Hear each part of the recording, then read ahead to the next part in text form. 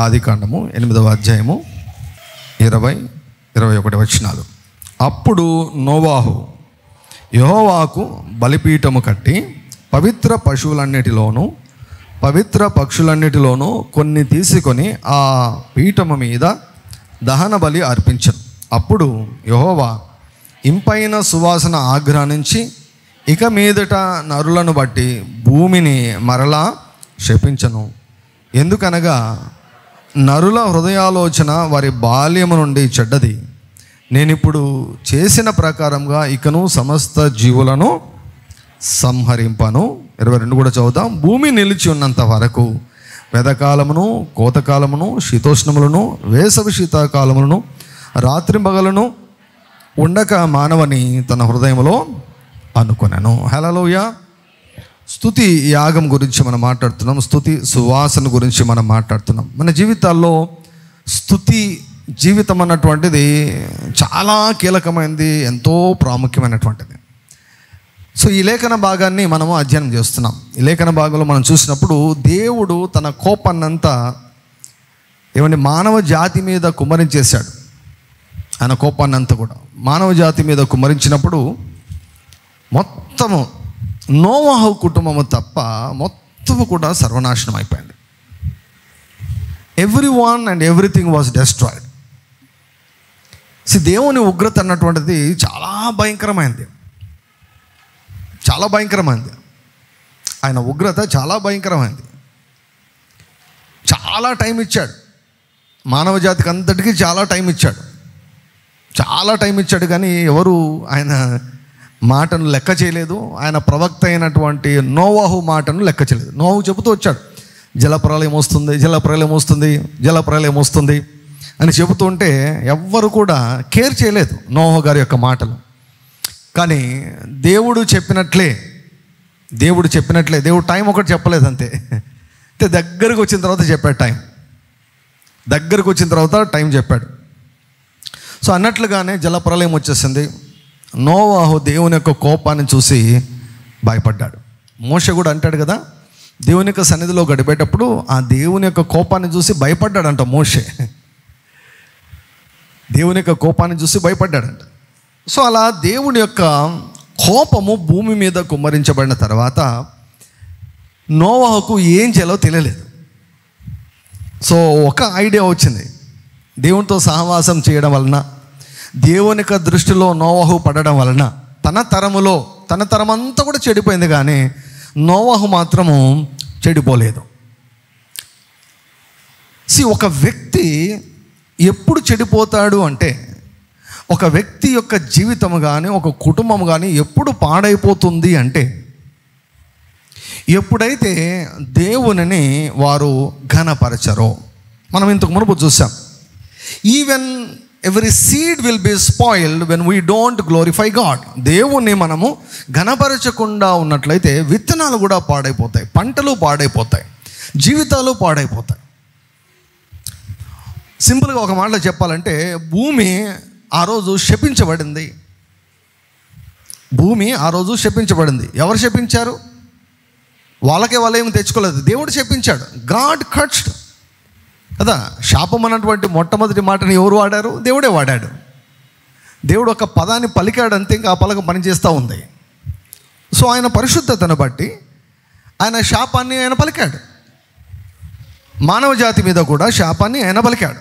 So దేవుని యొక్క కోపాన్ని కాస్త దూరంగా చూసినటువంటి నోవాహు దేవునిని శాంతిపరిచేదాని కొరకు ఏం చేశాడంటే బలిపీఠము కట్టాడు. బలిపీఠము కట్టి బలిపీఠం మీద దహన బలిని అర్పించాడు. ఎప్పుడైతే దహన బలిని అర్పించాడో ఆ ఇంపైన సువాసన దేవుని యొక్క సన్నిధికి చేరింది. హల్లెలూయా. అసలు భూమిని దేవుడు ఎందుకు సృష్టించాడు? భూమి మీద మానవుణ్ణి ఎందుకు ఉంచాడు అక్కడ అంటే ఇంపైన సువాసన కొరకు. హల్లెలూయా. ఇంపైన సువాసన కొరకు, ఇంపైన సువాసన కొరకు. ఇప్పుడు సువాసనను ఇచ్చేవి తర్వాత ఎయిర్ ఫ్రెషనర్స్ ఉంటాయి, డియోడ్రెంట్స్ ఉంటాయి, తర్వాత పెర్ఫ్యూమ్స్ ఉంటాయి, సువాసన ఇచ్చేవి. ఇప్పుడు ఈ తరంలో ఇవన్నీ కూడా వచ్చాయి. ఇంతకు మునుపు మంచి వాసన రావాలంటే ఏం వాడేవాళ్ళు తెలుసా? నాఫ్తలిన్ ఉండలు ఉన్నాయి కదా, సూట్ కేసుల్లో అంతా కూడా నాఫ్తలిన్ ఉండలు వేసేవారు. బట్టలన్నీ కూడా మంచి వాసన వచ్చేవి అనమాట. ఈవెన్ ఇప్పుడు కూడా వాడచ్చు బాత్రూమ్స్లో అక్కడ స్మెల్ రాకుండా. మంచి సువాసన వచ్చే దాని కొరకు మనం ఒకవేళ ఏదైనా కొన్నాం అనుకోండి, అది మంచి సువాసన ఇవ్వకుండా ఏమంటే దుర్గంధాన్ని విడుదల చేస్తుంది అనుకోండి, ఏం చేస్తాం మనం? దాన్ని పారేస్తాం. దేవుడు సువాసన కొరకు మానవ జాతిని సృష్టించి, భూమిని సృష్టించి, ఆయన సువాసన కొరకు ఆయన వెయిట్ చేస్తుంటే, ఆ భూమి మీద నుండి మేము సువాసన ఇవ్వము, మేము దుర్గంధాన్ని ఇస్తాము అని భూమి మీద ఉన్నటువంటి మానవులందరూ కూడా చెడిపోయి వారు దేవుని లక్ష్య పెట్టినప్పుడు దేవునికి చాలా కోపం వచ్చేసింది. I will wipe this people out అన్నాడు నోవాతో. నేను నిన్ను గొప్ప చేస్తాను, నిన్ను దీవిస్తాను, వీళ్ళందరినీ కూడా నేను తుడిచివేస్తాను అన్నాడు. అంటే దేవుడు శపించాడు. వారు ఎందుకు చెడిపోయారంటే దేవునిని ఘనపరచకపోవడం వల్ల వారు చెడిపోయారు. దేవునికి ఇవ్వవలసినటువంటి స్థానాన్ని, దేవునికి ఇవ్వవలసినటువంటి ఘనతను వారు దేవునికి ఇవ్వకపోవడము వలన వారు చెడిపోయారు. అయితే తన తరము వారందరిలో నోవహు దేవునికి దృష్టిలో నీతిమంతుడుగా ఉన్నాడంట. కాబట్టి నీతిమంతుడు ఏం చేశాడు? ఇప్పుడు దేవునికి బలి అర్పిస్తున్నాడు. అంటే దేవుడు ఏమి ఆశిస్తున్నాడు? దేవుని హృదయాన్ని తాకేది ఏమిటి? దేవుని హృదయాన్ని తాకగలిగేది ఏమిటి? అది తెలుసుకున్నాడు నోవాహు. దేవుడు దాన్ని వ్రాయించాడు ఈరోజు మన కొరకు. బైబిల్లో ఏవైనా కూడా వ్రాయించాడంటే మన కొరకే. సో భూమి మీద శాపం పనిచేస్తూ ఉంది. భూమి మీద శాపం పనిచేస్తూ ఉంది. శాపాన్ని ఎవరు ప్రొనౌన్స్ చేశారో దేవుడే ప్రొనౌన్స్ చేశాడు. ఇప్పుడు ఎప్పుడైతే నోవాహు దహన బలి అర్పించాడో, దేవుడు ఇంపైన సువాసన ఆగ్రహించి ఆయన ఏమన్నాడు తెలుసా? మరొకసారి నరులను బట్టి భూమిని మరలా శపించను అన్నాడు. అంటే శాపము ఆగిపోయింది. హల్లెలూయా. What will happen when you praise God? What will happen when you worship God? What will happen when you sit in the presence of God and offer 1,000 praises? ప్రతిరోజు కూర్చొని 1000 స్తుతులు నువ్వు చేస్తూ ఉంటే ఏం జరుగుతుంది? శాపము ఆగిపోతుంది. హల్లెలూయా. అది ఏ రకమైన శాపం కావచ్చు. ఒకవేళ ఎక్కడో పూర్వీకులు అనేక తరాల నుంచి వస్తున్నటువంటి శాపం కావచ్చు. ఒకవేళ మీ ఇంట్లో మీ తల్లిదండ్రులు మీ మీద మాట్లాడినటువంటి మాటలను బట్టి శాపం పనిచేస్తుండొచ్చు. కొన్నిసార్లు మన జీవితాన్ని మనం శపించుకుంటాం. కొన్నిసార్లు మన పైన ఇతరులు శాపగ్రస్తమైనటువంటి మాటలు పలుకుతూ ఉంటారు. ఏ కారణం బట్టి వచ్చే శాపమైనా కూడా అది ఆగిపోతుంది. హల్లెలూయా. మీకు అందరికీ ఒకవేళ మరి తెలుసో తెలీదో నాకు తెలియదు, కానీ మన మధ్యలో ఇరాన్ దేశము ఇజ్రాయెల్ మీద దాడి చేసి దగ్గర 300 పెద్ద పెద్ద మిస్సైల్స్ ఇజ్రాయెల్ దేశాన్ని పాడు చేయాలని వారు ప్రయోగించారు, దాడి చేశారు. 300 మిస్సైల్స్ ఏకకాలంలో మిస్సైల్స్ దాడి చేస్తే ఏమండి, ఇజ్రాయెల్ దేశంలో ఒక వ్యవస్థ ఉంది. దాన్ని ఏమంటారంటే ఐరన్ డోమ్ అని ఉందన్నమాట. ఐరన్ డోమ్ అనేది డోమ్ అంటే ఒక గొడుగులాగా అనమాట. ఐరన్ డోమ్ అంటే దాన్ని దాటి మిస్సైల్స్ రాలేవు. ఎందుకు తెలుసా? అవి వెంటనే ఎక్కడ మిస్సైల్స్ ఉన్నా కూడా రికగ్నైజ్ చేసి వెంటనే వాటిని మొత్తం కొట్టేస్తుంది అనమాట. 99% వారు పంపించినటువంటి మిస్సైల్స్ అన్నీ కూడా భూమి దగ్గర కూడా రాలేదు, భూమిని కూడా తాకలేదు అన్నమాట. న్యూట్రలైజ్ చేసేసింది అనమాట. ఐరన్ డోమ్ అది కనిపించదు, కళ్ళకు కనిపించదు. ఐరన్ డోమ్ అనేది అది నిర్మూలం చేసింది అనమాట. సో ఏ శాపమైనా మీ మీదకి వచ్చేదానికి ప్రయత్నం చేయొచ్చు. శాపాలన్నీ తిరుగుతూ ఉంటాయి. ఏ శాపమైనా మీ మీద పనిచేసేదానికి తిరుగుతూ ఉండొచ్చు. అయితే when you praise God, when you worship God, నీ చుట్టూ ఏమవుతుంది తెలుసా? ఒక ఐరన్ డోమ్ లాగా ఒక ప్రొటెక్షన్, ఒక భద్రతా వలయం నీ చుట్టూ ఉంటుంది. హల్లెలూయా. వెన్ యూ ప్రైజ్ గాడ్, దేవుడు ఆ భద్రతను నీకు ఇస్తాడు. ఇక్కడ ఏమంటాడు? నేను మరలా భూమిని శపించను అంటున్నాడు. అంటే ఏమంటే శాపం ఆగిపోతుంది. శాపం ఆగిపోతే ఇంకేం పని చేస్తుంది? ఆశీర్వాదం పనిచేస్తుంది. హల్లెలూయా. నీ జీవితంలో ఏవైనా సమస్యలు మాటిమాటికి వస్తున్నాయా? రిపీటెడ్గా ఒకటే సమస్య వస్తుందా? వింతగా అనిపిస్తుందా? సమస్యలు చిన్న సమస్యలే కానీ పరిష్కరించబడడం లేదా? మాటిమాటికి ఒకటే రకమైన సమస్యలు వస్తున్నాయా? గుర్తుపెట్టుకో, ఒకవేళ అపవాది నీ ద్వారా శాపాల ద్వారా ఒకవేళ పనిచేస్తున్నాడేమో, అయితే మనము స్తుతించినప్పుడు, నీవు స్తుతించినప్పుడు అవన్నీ కూడా ఆగిపోతాయి. బైబిల్ గ్రంథంలో మనకు చాలా చోట్ల ఆ రీతిగా జరిగింది. సో కనుక ఎప్పుడైతే దేవుడు ఏమి మన నుంచి కోరుకుంటున్నాడో దానిని మనము దేవునికి ఇవ్వగలిగితే శాపాలన్నీ కూడా ఆగిపోతాయి. హల్లెలూయా. శాపం అంటే ఏమిటి? నీకు వ్యతిరేకంగా పనిచేసే శక్తి, నీకు ప్రతికూలంగా పనిచేసే శక్తి, నీ కుటుంబానికి, నీ పిల్లలకు, నీ తర్వాతి తరానికి ప్రతికూలంగా పనిచేసే శక్తిని మనం ఏమంటాం? శాపము అని మనం అంటాం. సో వాటిని ఆపగలిగే శక్తి స్తుతులకు ఉంది. హల్లెలూయా. సో కనుక దేవుడు ఈ సీజన్లో మనల్ని స్తుతించమని దేవుడు కోరుకుంటున్నాడు కనుక, ఎంత సమయం ఎప్పుడు వీలు దొరికితే అప్పుడు ఎక్కువగా మీరు స్తుతించండి. స్తుతించడం వలన మీరు ఎట్టి పరిస్థితుల్లో కూడా మీ టైం వేస్ట్ కాదు, మీరు నష్టపోరు. హల్లెలూయా. స్తుతించడం కూడా ఒక విత్తడం లాంటిదే. It is also a kind of sowing. Whatever you have been sowing, you sow praise, you reap blessings. ఆశీర్వాదాలను కోసుకో. శాపాన్ని చంపేసాయి. You can kill every curse. ప్రభు అంటున్నాడు, మరొకసారి శపించను అంటున్నాడు దేవుడు. ఇంపైన సువాసన దేవుని సన్నిధికి మన నుండి, మన కుటుంబాల నుండి చేరాలి. హల్లెలూయా. సో కనుక స్తుతి సువాసనలో మనం ముందుకెళ్దాం. గడిచినటువంటి వారంలో కూడా చాలా సంగతులు మనం చూసాం. దేవుడు అనేక సంగతులను మనకు ఆయన తెలియజేస్తున్నాడు, ఆయన నేర్పిస్తున్నాడు. ఆదికాండము 1వ అధ్యాయము 28వ వచనం. ఆదికాండము 1వ అధ్యాయము 28వ వచనం. దేవుడు వారిని ఆశీర్వదించెను. ఎట్లనగా, మీరు ఫలించి అభివృద్ధి పొంది విస్తరించి భూమిని నిండించి దానిని లోపరుచుకొనడి. సముద్రపు చేపలను, ఆకాశ పక్షులను, భూమి మీద ప్రాకు ప్రతి జీవిని ఏలుడని దేవుడు వారితో చెప్పెను. ప్రారంభంలో వాడబడిన మాట ఏమిటంటే దేవుడు వారిని ఆశీర్వదించెను. చివరిగా వాడబడినటువంటి మాట ఏమిటంటే వారు భూలోకమును ఏలుదురు. When the blessing begins to operate in your life, you will be ruling and reigning in life. దేవుని ఆశీర్వాదము నీ జీవితంలో పనిచేస్తూ నీవు, నీ కుటుంబము భూమి మీద ఏలుతారు అని దేవుడు చెప్తున్నాడు. హల్లెలూయా.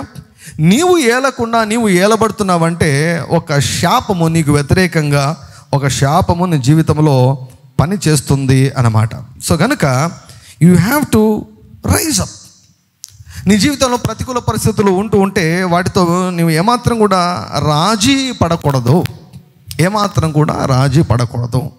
సో స్తుతి సువాసనలో ఇంకా కాస్త ఈరోజు మనం ముందుకెళ్దాం. ఆదికాండము 29వ అధ్యాయం. ఆదికాండము 29వ అధ్యాయం 30వ వచనం నుంచి చదువుదాం. ఆదికాండము 29వ అధ్యాయము 30వ వచనం నుండి.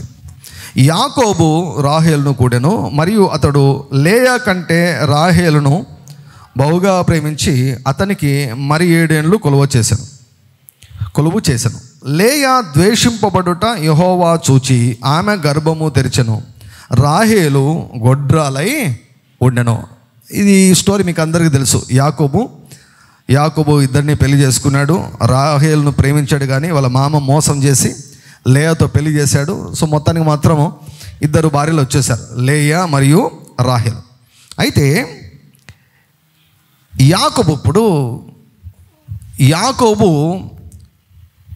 లేయా కంటే రాహేలును బహుగా ప్రేమించాడు. ఫస్ట్ నుంచి కూడా రాహేలు అంటేనే ఇష్టం.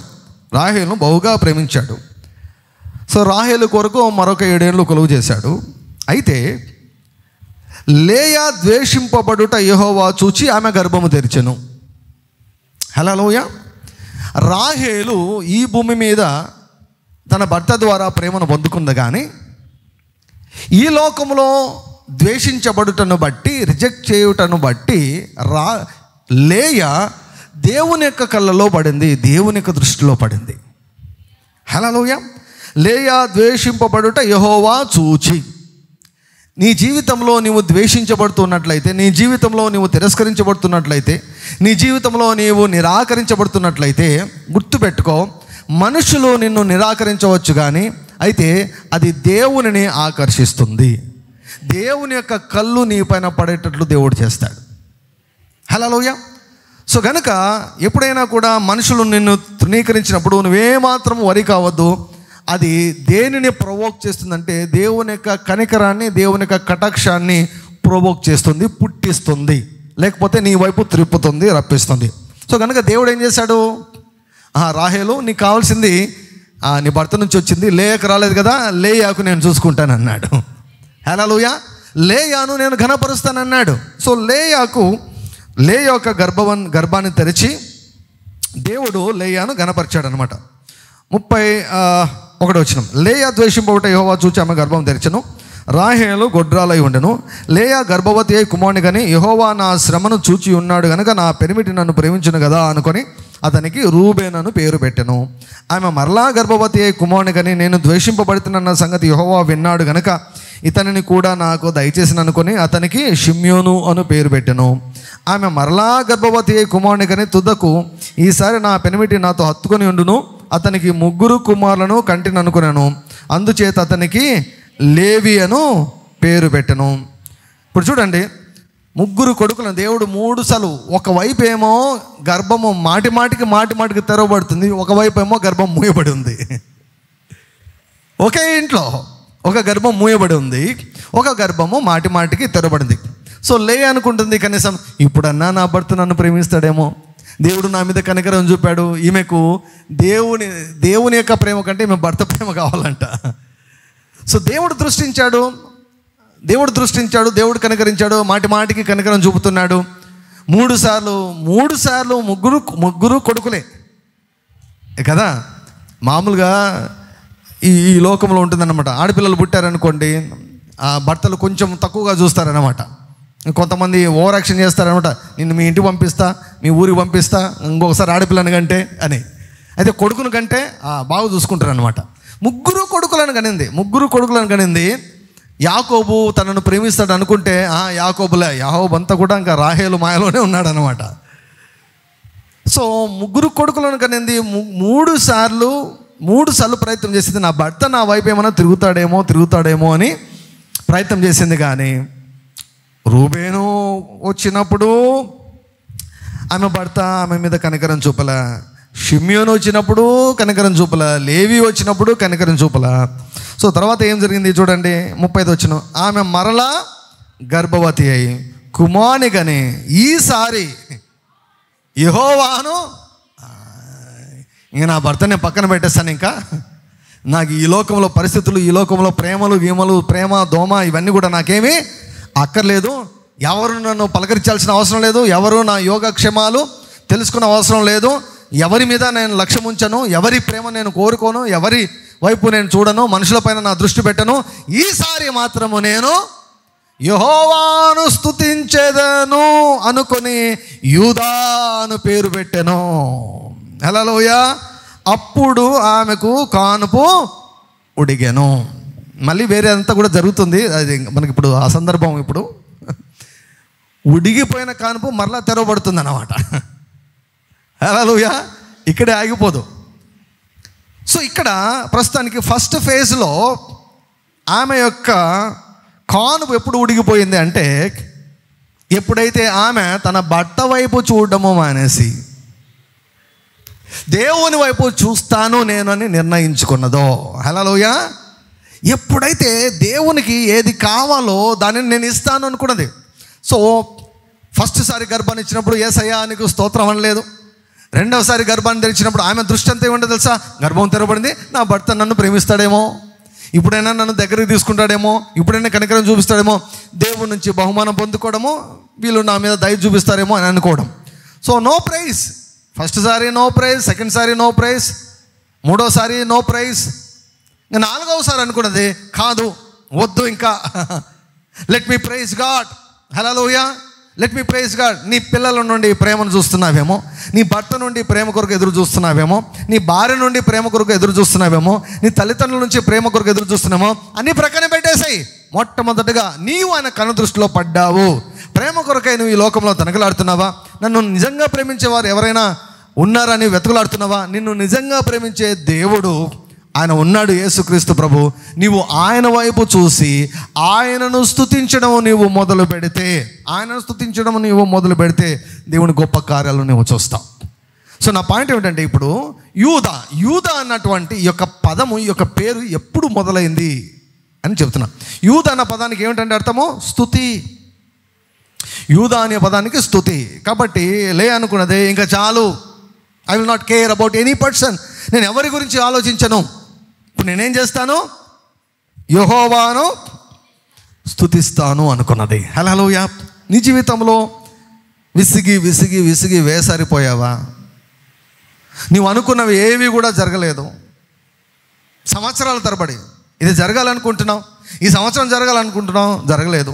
ఈ నెల జరగాలనుకుంటున్నావు, జరగలేదు. ఈ వారం జరుగుతుందేమో ఎదురు చూస్తున్నావు, ఏవి జరగాలని ఎదురు చూస్తున్నావు, జరగలేదా? అన్నీ వదిలేసి ఇప్పుడు ఫైనల్ పాయింట్కి రా. ఏంటి ఫైనల్ పాయింట్? స్తుతికి రా. హల్లెలూయా. పౌలు శీలలు చెరసాలలో వేయబడ్డారు. వారి యొక్క వీపంతా కూడా గాయాల చేత నింపబడింది, రక్తమంతా కారుతూ ఉంది, బాగా దెబ్బలు తిన్నారు, మనసుకు గాయమైంది, శరీరానికి గాయమైంది. సో వారు ఏం చేశారు? ఎవరికైనా శ్రమ కలిగినడలా వాడు ప్రార్థన చేయవలను అన్నట్లు ప్రార్థన చేశారు. ఎంతసేపు ప్రార్థన చేస్తారో మనకు తెలియదు. మిడ్ నైట్ ప్రార్థన చేశారు, అర్ధరాత్రి ప్రార్థన చేశారు. హల్లెలూయా. త్వరలో నేను అర్ధరాత్రులలో మిమ్మల్ని అందరినీ కూడా లేపబోతున్నాను. అందుకే మీరు ఫస్ట్ ఆఫ్ ఆల్ ట్రైనప్ కాండి అని చెప్తున్నాను. హల్లెలూయా. ఎప్పుడు లేపుతానో నాకు తెలియదు. 12 గంటలకు లేపుతానో, కొత్త గ్రూప్ స్టార్ట్ చేస్తాను త్వరలో. 12 గంటలకు లేపుతానో, 1 గంటకు లేపుతానో, 2కి లేపుతానో, 3కి లేపుతానో నాకు తెలియదు అనమాట. సో మిడ్ నైట్ అర్ధరాత్రి సమయంలో పౌలు శీలలు ప్రార్థన చేశారు. ఎంతసేపు ప్రార్థన చేశారో తెలియదు మనకు. ఏం రెస్పాన్స్ లేదు. ప్రార్థన చేస్తుంటే ఏం రెస్పాన్స్ లేదు. అప్పుడు ఏం చేశారు? పాడడం మొదలుపెట్టారు, స్తుతించడం మొదలుపెట్టాడు, అర్ధరాత్రి ఆరాధించడం మొదలుపెట్టారు. ఎప్పుడైతే ఆరాధించారో, ఎప్పుడైతే స్తుతించారో, ఎప్పుడైతే అడగడం మానేసి స్తుతించడం మొదలుపెట్టారో, ఏమండి, పరలోకం అంతా కూడా ఆకర్షించబడింది. గొప్ప భూకంపము వచ్చింది. మూయబడిన ప్రతి ద్వారం తెరవబడింది. వారి బంధకాలు మాత్రమే కాదు, వారందరి బంధకాలు తెగిపోయాయి. హల్లెలూయా. నేను చెప్తున్నాను, ఈ స్తుతి సువాసన సీజన్లో ఒకవేళ నిన్ను అపవాది బంధించి ఉంటే నీ బంధకాలు ఊడిపోతాయి. ఒకవేళ నీ కుటుంబం అంతా కూడా బంధించబడి ఉందంటే నీ కుటుంబ బంధకాలన్నీ కూడా ఊడిపోతాయి. ఒకరివే కాదు, దేవుని యొక్క శక్తి వస్తే కేవలం ఒకరి ఇద్దరి కాదు, మొత్తం విడుదలనిస్తుంది. ఆనాడు చెరసాలలో ఎంతమంది ఖైదీలు ఉన్నారో అందరి బంధకాలు ఊడిపోయాయి. లేదు, వీళ్ళిద్దరే స్తుతించారు, పౌలు శీలలు స్తుతించారు, వీళ్ళిద్దరికీ నేను మేలు చేస్తానని అనుకోలేదు దేవుడు. వారి యొక్క స్తుతి ఒకవేళ ప్రార్థించింటే వారిద్దరు ఈ బంధకాలు ఊడిపోయి ఉండేవేమో. సంఘము అత్యాసక్తితో ప్రార్థన చేస్తే ఆ పేతురు చెరసాల నుంచి విడిపించబడ్డాడు. పేతురు బంధకాలన్నీ తొలగిపోయాయి. దేవదూత వెళ్ళాడు, పేతురు బంధకాలు తొలగిపోయాయి, పేతురు మాత్రమే విడిపించబడ్డాడు. కానీ ఇక్కడ స్తుతిస్తే పౌలు శీలల బంధకాలు మాత్రమే కాదు, ఆ యొక్క చెరసాలలో ఉన్నటువంటి ప్రతి ఒక్కరి బంధకాలు ఊడిపోయాయి. హల్లెలూయా. వెన్ యు ప్రైజ్ గాడ్, మన స్తుతి సువాసనలు మనం కొనసాగితే మన వీధులు విడిపించబడతాయి, మన ఊర్లు విడిపించబడతాయి, అందరి బంధకాలు తొలగిపోతాయి. అందరూ మానసిక గుడ్డితనం నుంచి, ఆత్మీయ గుడ్డితనం నుంచి వారు బయటకు వచ్చేస్తారు. హల్లెలూయా. అందరూ స్వస్థపరచబడతారు, అందరూ విడుదల పొందుకుంటారు, అందరూ మేలు పొందుకుంటారు. హల్లెలూయా. If you make a decision to praise God in the midst of pain, బాధ మధ్య, వేదన మధ్య, అవమానం మధ్య, ప్రతికూల పరిస్థితుల మధ్య, స్తుతించే బుద్ధి కానటువంటి పరిస్థితుల మధ్య నీవు దేవుని స్తుతిస్తే దేవుడు ఆకర్షించబడతాడు. హల్లెలూయా. శాపం ఆగిపోతుంది, గురుడితనం ఆగిపోతుంది, పేదరికం ఆగిపోతుంది. అప్పులు నిన్ను ఇలా కట్టివేశాయేమో, పేదరికం ఇలా కట్టివేసిందేమో, నిరాశ నిస్పృహ కట్టివేశాయేమో, మానసిక వేదన కట్టివేసిందేమో, విసుగు చేత నువ్వు కట్టివేయబడ్డావేమో, తెగిపోతాయి, ఊడిపోతాయి. నీ బంధకాలు మాత్రమే కాదు, నీ చుట్టూ ఉన్న వారి బంధకాలు కూడా ఊడిపోతాయి. హల్లెలూయా. యూదా అంటే స్తుతి, జూడా మీన్స్ ప్రైజ్. యూదా అంటే స్తుతి. సో ఆ సందర్భంలో అనుకున్నది, I will praise God from now onwards. నా భర్త ప్రేమ కొరకు నేను చూడను, మనుషుల ప్రేమ కొరకు నేను చూడను, నేను ఎదురు చూడను. ఆకాశం ముందు నీవు తప్ప నాకెవరున్నారు, నువ్వు నాకుండగా అంటుంది. యాకోబు నాకు అక్కర్లేదు అంటుంది. హల్లెలూయా. ఎంతకాలం అని వెయిట్ చేస్తుందండి? ఎన్ని సంవత్సరాలు వెయిట్ చేస్తుంది? ఎన్ని సంవత్సరాలు నా భర్త నా వైపు తిరుగుతాడేమో ఆయన తిరుగుకుని ఉన్నాడు. దేవుడు ఏమైనా వచ్చి తిప్పుతాడా? ఏమైనా ట్యాపా మనం ఏమైనా తిప్పేదానికి? మనుషులము ఫ్రీ విల్ ఇచ్చాడు. ఏ మనిషిని కూడా ఏమండి బలవంతం చేయలేం మనం. ఏది కూడా ఏ మనిషిని కూడా బలవంతం చేయలేం. దేవుడు కూడా చేయడు. దేవుడు యాకోబుని మార్చలేకపోయాడా? దేవుడు మార్చాడు. సో విసిగి వేసారిపోయి ఏం చేసిందంటే, వద్దు ఇంకా దేవా నీ వైపు చూస్తా నేను. హల్లెలూయా. I will look unto you and I will praise you. రాహేలు ఏమండి ఒక తరములో ఒక సీజన్లో భర్త ప్రేమను పొందుకుంది, కానీ బట్ లేయా తృణీకరించబడింది గనక. ఇప్పుడు చాలామంది యేసుప్రభు గురించి మనం మాట్లాడతాం.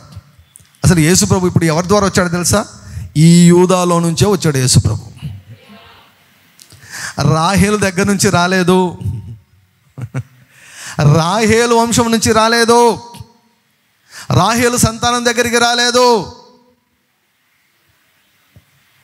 రాహేలు అంతా కూడా ఎంతవరకు అంటే ఎంతవరకు రాహేలు అంటే యోసేపు వరకే. యోసేపు తర్వాత వచ్చినారు మనష్షే, ఎఫ్రాయిములు, వారు పాడైపోయారు. దేవుడు తిట్టారు, ఏమన్నా ఇట్లయిపోయారు? మీ పితరుడైనటువంటి యోసేపు ఎంత నమ్మకంగా జీవించాడు, మీరేంది ఇట్లా అయిపోయారు అన్నాడు. కానీ యూదా గోత్రంలో చూడండి లేయాను దేవుడు ఎంతగా హెచ్చించాడు చూడండి. పిల్లలు ఒకటి మనం గుర్తుపెట్టుకోవాలి, మన వయసు వేరు, దేవుని వయసు వేరు. మన యొక్క వయసు వేరు, సాతాను వయసు వేరు. సాతానుకు 6000 సంవత్సరాల ఎక్స్పీరియన్స్ ఉంది. మనుషులతో 6000 సంవత్సరాల అనుభవం ఉంది. మన తెలివితో మన జ్ఞానంతో వానితో మనం పోరాడలేం. దేవునికి అసలు వయసే లేదు. దేవునికి God is an ageless person. దేవుడు కూడా 6000 సంవత్సరాల నుంచి మనుషులను చూస్తూ ఉన్నాడు. మనుషుల నడతలు, మనుషులు ఎలా స్పందిస్తారు, 6000 సంవత్సరాలుగా ఆయన మనల్ని చూస్తూ ఉన్నాడు అనమాట. కొన్నిసార్లు మనము ఒక సీజన్లో దేవుని యొక్క స్పందనను, దేవుని యొక్క చొరవను మనం అనుభవించినప్పుడు మనం ఏమాత్రం కూడా వాటిని ఇగ్నోర్ చేయకూడదు. లేయాను దేవుడు ఎంతగా హెచ్చించాడంటే యేసు ప్రభువునే ఆమె కడుపులో నుంచి వచ్చేటట్లు చేశాడనమాట. హల్లెలూయా. సో కనుక యూదా అన్నటువంటి పేరు ఏ సందర్భంలో ఆరంభమైందంటే, ఇక నేను దేవుని స్తుతిస్తాను. హల్లెలూయా. ఇంతవరకు మీరు అన్ని రకాల ప్రయత్నాలు చేశారు. ఎన్ని రకాల ప్రయత్నాలు చేసినా కూడా మీ యొక్క హృదయ వాంఛలు నెరవేర్చబడలేదేమో. ఎన్ని రకాల ప్రయత్నాలు చేసినా కూడా మీ యొక్క ప్రార్థనకు జవాబులు ఇంకా రాలేదేమో.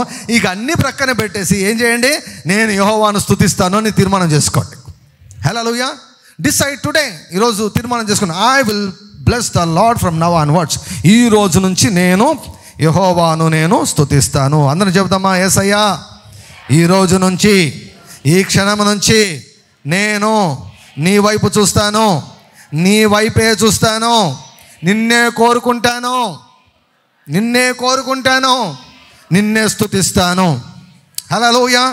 అందుకే చెప్పాను కదా, ఈ సీజన్లో ప్రార్థన అంతా కూడా తగ్గించండి, ఎక్కువగా స్తుతించండి. హల్లెలూయా. What will happen when we praise God? దేవుని స్తుతిస్తే ఏమవుతుంది?